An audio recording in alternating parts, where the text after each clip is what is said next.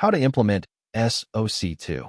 Most implementations fail not because the framework is hard, but because teams skip the basics: scope, sequence, ownership, and a clear definition of done.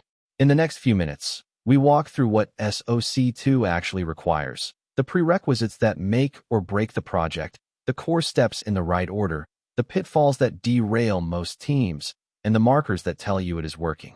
Let us get started. Before the first task on the implementation plan, get the prerequisites right.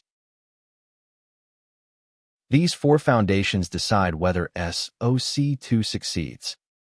SOC2 needs an executive sponsor who will make decisions, unblock the team, and own the outcome. Without one named person, the project drifts. Write the scope down. What is in, what is out, which teams, which systems, which timeline. Vague scope is the single biggest cause of overrun. SOC2 is not a side project for whoever has free cycles.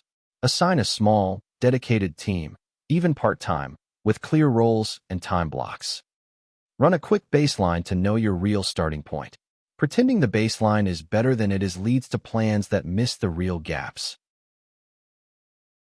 Now the core sequence, the steps that actually move SOC2 from plan to production. These 4 steps, in order, are the implementation backbone for SOC2. Start with a structured gap assessment. You cannot plan a route without knowing the start and the destination. SOC2 is no exception. Next, design what good looks like: controls, processes, documentation, ownership.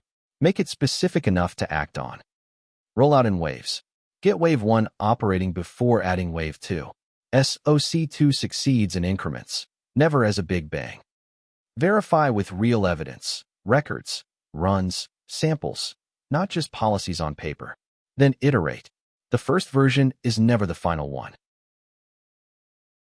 Let us recap the key takeaways for implementing SOC2. Begin with prerequisites: sponsor, scope, team, baseline. Skipping these costs more than they take. Sequence the core work: assess, design, implement in waves, verify. Out-of-order work is wasted work. Avoid the common traps that derail most SOC2 projects: vague scope, big bang rollout, paper-only proof. Measure with real evidence: operating records, working systems, results. Slideware progress is the easiest thing to fake to yourself. That is the implementation playbook for SOC2. If you are about to start, subscribe for more practical guides, and check out our full course for the complete walkthrough, including templates, control mappings, and the gotchas we did not have time to cover. Links in the description. See you in the next video.